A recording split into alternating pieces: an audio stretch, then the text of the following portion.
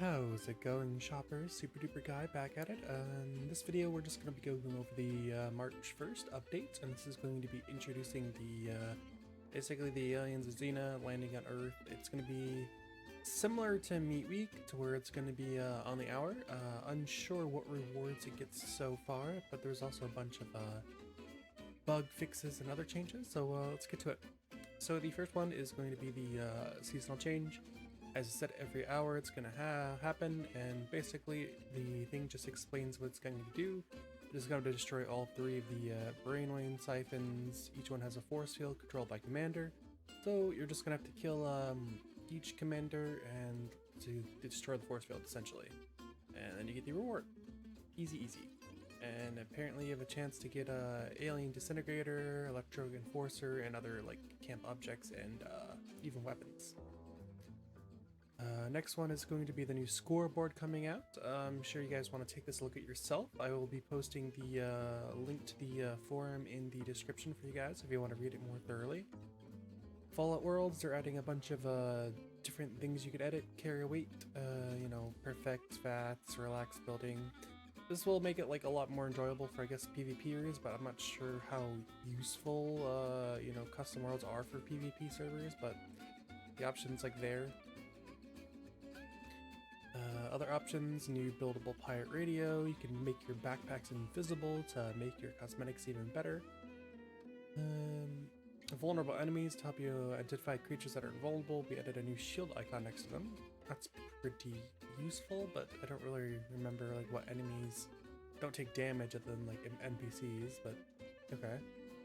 Added holiday themes to Minerva's inventory from Nuclear Winter. That's pretty cool.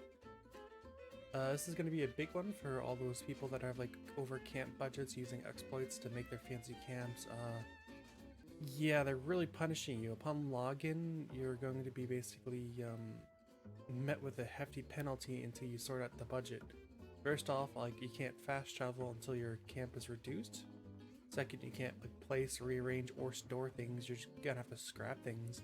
You can't even swap camp slots, and yeah, and your camp doesn't get broadcasted on the map, so you can't even just like casually sell stuff. This is going to be a huge problem for a lot of the builders out there that are using exploits to increase their camp budget. Terrible. This is going to be one of the great changes. Reduce the weight of stim packs and diluted stim packs by 25%. That's actually huge. I'm not sure about you guys, but stim packs were heavy AF. Reduce the price by 25%. I never really had a problem. Public events tend to give you a lot of them, but I guess they're just making it more easier for new players to get. Some bug fixes. Firing weapon causes a bit of steam. That's pretty cool. Appliances. Popcorn gives hunger, or reduces hunger, but gives you thirst. Makes sense because it's salty. And these are just like a bunch of the camps and workshop ones. I'm just gonna scroll through here. You guys can pause the video if you want to take a look at more. Alrighty, going into more important things like challenges. Combat Brotherhood Recon armor plans now correctly progress lifetime challenges that require the armor player to learn the armor plans. If you don't know, Brotherhood Recon armor is like one of the better armors in the game, being almost even better than power armor. Now you get them from daily ups, but yeah, they're now more useful. The repeatable under rank 100 Gain XP weekly challenge is now available at rank 99. That's pretty good. The Dirty Fedora and Crumble Fedora now count towards the Possum Archaeologist World Challenge. Never really worried about that. Combat. Elemental resistances. Adjusted the calculation for energy and elemental damage to be in line with physical damage calculations. As a result, energy and elemental damage have been increased overall. Essentially, this is going to buff legacies. It's going to buff laser rifles. It's going to buff radium rifles. It's basically going to buff anything that had a mixture of ballistic and energy. From my knowledge, elemental damage had like a larger like fall off and didn't like multiply as well compared to ballistic damage, like through crits and stuff. That's why you always found like your laser rifle, despite showing more damage than like a handmade, underperformed it. So overall, this will just make them more useful. So that's a good change. Just like blew me out of the water. Enemy health. Address an instance of enemy health rubber banding that could occur when high rate of fire weapons under poor network conditions. I'm not sure about you guys, but I've been struggling with this problem despite having good connection. I think it's just because of server lag, but like using a shotgun, using a LMG, and just watching their health rubber band back up is like the crappiest feeling in the world. So if this fixes that, shotguns become like viable again, it's gonna be huge. Floating damage numbers, armor penetration is now correctly factored to floating damage numbers. Didn't even know that was a thing. Cool. VATS. Players can now use VATS to target and hit airborne grenades. I thought this was always a thing. That's kind of weird, because I remember being able to shoot down my own grenades to make them explode. Okay. Daily ops. Addressed an issue that could use daily op bosses to flee from the player. Thank you. Chasing down those little buggers was really annoying.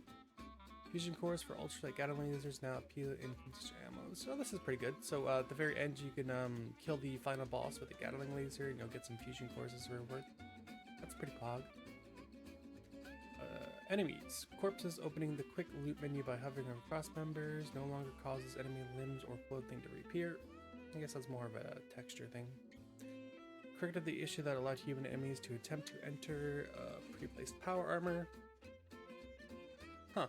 Didn't know that was a thing. Mothman. Scorch Mothman now correctly take bonus damage from Zealot legendary effect. Alrighty, I didn't know that was a thing either. Wild Mongrels after being crippled. Wild Mongrels now continue their attempt to attack the player instead of just sitting there staring. I'm pretty sure like super mutants did this too. If you just crippled their legs, they would just like sit there and not do anything. They would just like accept their fate. But maybe that'll be fixed in the upcoming update as well, who knows. Let's see here. Colossal problem. Fixed an issue that would cause the public vent to begin after nuking cram. So essentially this is going to prevent the double nuking. Before you used to be able to get like a free Earl if you like nuked Earl first and then the Queen twice. Now you can no longer do that. Now you only get one or the other. So no longer both of them. They fixed that bug after countless months. Satisfied Conscience. Campfire Tales fixed an issue that prevented players from remaining hidden from enemies while sneaking into the event. That's actually pretty huge. I noticed that.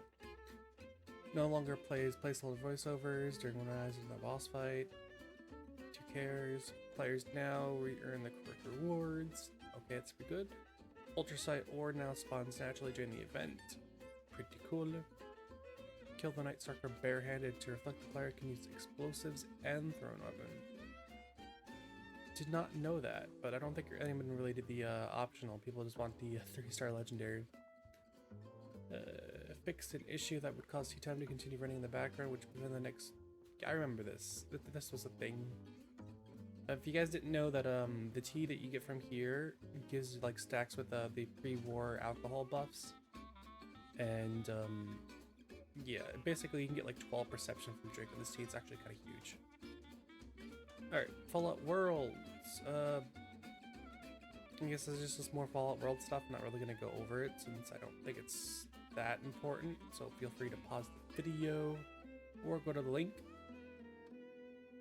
Items. Certain buff for timers like Launchbox XPs will no longer become out of sync with the server. Alrighty. Corrected the description of toxic glue to clarify the amount of rad damage the player would take up for consuming. Yeah, I noticed that too. It would just like say like 200 rad damage, but it wouldn't take 200 health. So I guess this is going to help people that are actually trying to lower their health with a bloody build. Let's see. The contextual ammo system now drops 0.55 and cannonballs as much as any other ammo. So in case you guys didn't know, they made the change in the game to where you will find more ammo of the current weapon type you're using, and now 0.45s and cannonballs will be on that list. So if you want to use a a broadsider or something, you'll find broadsider ammo off normal mobs. So it's a pretty good change for those people like broadsiders. Life-saving legendaries now correctly consume a stim pack when reviving the player. Never noticed this, but Pog. Just an exploit that allowed players to activate multiple aid items simultaneously. That goes hand in hand with this one, that rapidly stack item bus. Essentially, people were able to stack magazines, like they would be able to use like 20 plus magazines to get like massive experience like stacking and massive strength stacking, massive damage buffs, and basically completely break the game.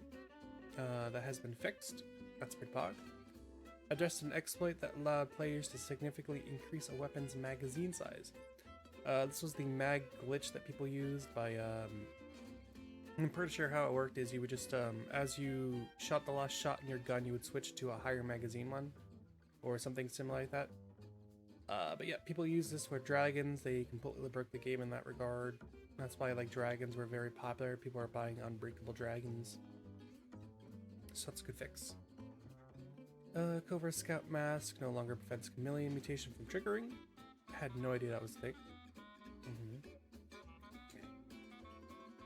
Okay, melee weapons. Attacking with an automatic melee weapon like a chainsaw, drill, or ripper now correctly drains action points. But why? These things are super weak. Nobody uses them. So why make them drain action points? Give them a buff at least, Bethesda. Come on. Being melee attacked by another player while we're burning. Oh, so this prevents griefing now. So before, if you had pacifist mode off and someone would hit you, and if you hit them back with your burning, electrified, frozen, or toxic legendary like perk on your armor, it would initiate PvP and they would be able to destroy your camp and kill you. So people that would just AFK with their camp with pacifist off would come back to their camp destroyed. I'm sure you guys can find a lot of griefer videos on this, but that's a good change overall for the well community. The griefers aren't going to like it so much, but they'll find a way. Removing a fusion core from power armor that has an equipped jetpack no longer causes the jetpack to appear to float near the player. Had no idea that was a thing. Who uses rusty knuckle power armors?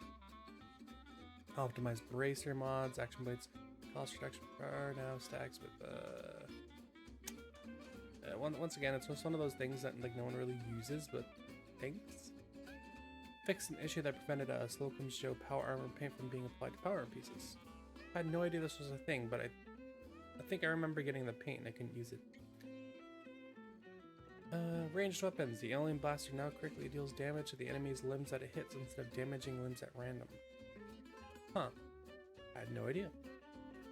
Aiming down sights with a weapon that has a scope no longer interrupts jetpack use. That's pretty useful, especially at PvP. Gatling weapons no longer reset their wind-up time if the player attempts to fire immediately after they stop aiming down sights. Oh, so you don't have that awkward like wind back up time. This is actually really huge. Really huge. Ranged weapons, guns that use core as ammos like Gatling plasmas can no longer spawn with the quad legendary attribute. This was supposed to be done in like the patches forever ago.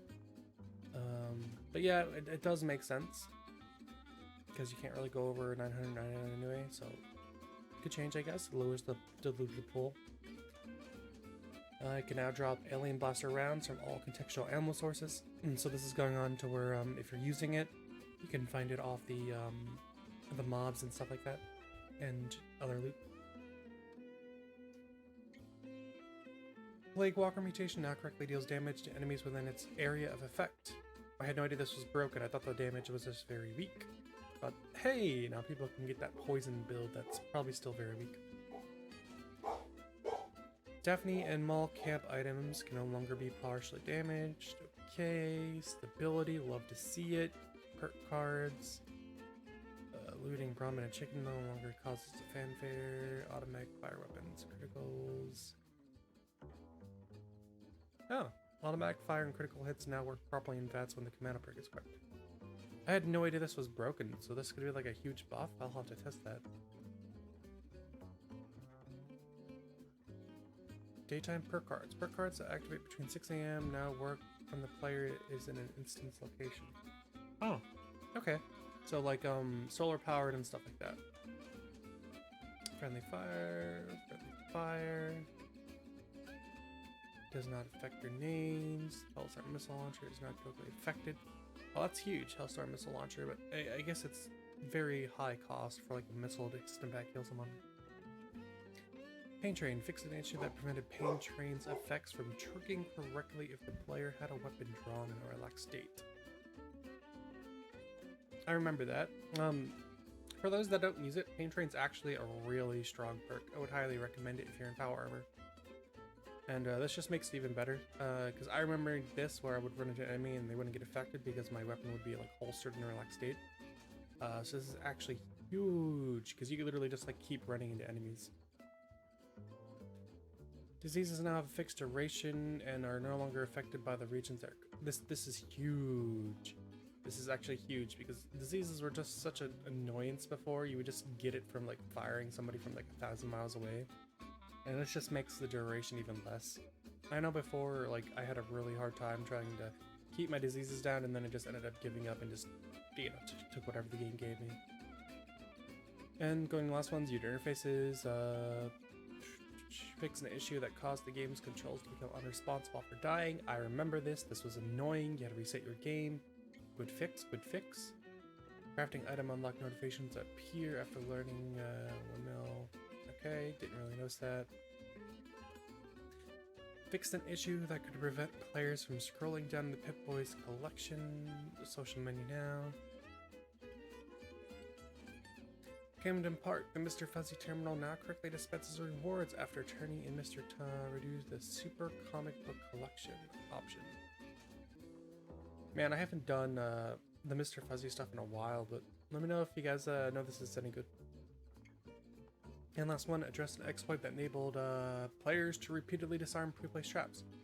So essentially, this is a big thing. People would use like macros and stuff like that to disarm traps to get large amounts of junk. You're able to get like a bunch of copper, aluminum, adhesive, rubber, fusion cells, flame refuel. What this is going to ultimately see is you're going to see the cost of junk go up by a lot, and you're going to see like the cost of fusion cells, flame refuel, and stuff go up. So there's a bunch of people out there that would just like abuse this trap glitch. It's been around for years, like probably since the release of the game, and people have been exploiting it and they just not fixed it. So good changes overall. They fixed a bunch of stuff. They added the new events, I guess. They fixed a lot of annoying problems. So overall, I think this is a really good update for Bethesda.